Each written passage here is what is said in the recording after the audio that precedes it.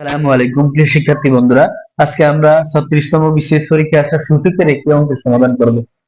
তো বন্ধুরা, এই অঙ্কটি মূলত নবম দশম শ্রেণীর গণিত বই থেকে নেওয়া। তো এই অঙ্কটি প্রাইমারি এবং সকল চাকরির পরীক্ষার জন্য খুবই গুরুত্বপূর্ণ এবং আমরা শেষ মুহূর্তে এই সহজ অঙ্কগুলো না দেখে পরীক্ষার হলে কেউ যাব না।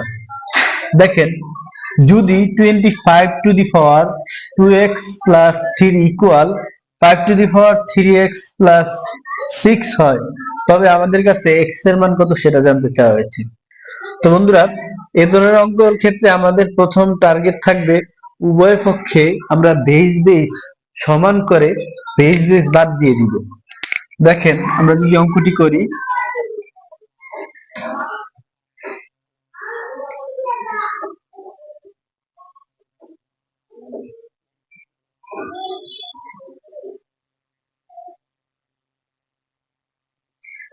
তো আমরা 25 কে লিখতে পারি 5 স্কয়ার, আর উপরে থাকে 2x প্লাস 3, আর এখানে যা আছে তাই আমরা লিখব।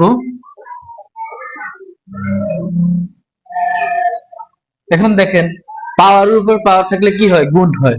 তাহলে এই 5 এর 5, 2 আর 2x গুণ করলে হয় 2 দুগুণে 4, 4x প্লাস 3 দুগুণে 6, আর এখানে থাকে 5 to the power 3x plus 6। এখন দেখেন, উভয় পক্ষে বেস বেস এক, তাহলে আমরা বেস বেস বাদ দিয়ে দিব। তাহলে থাকে, দেখেন, 4x প্লাস 6, আর এখানে থাকে 3x প্লাস 6।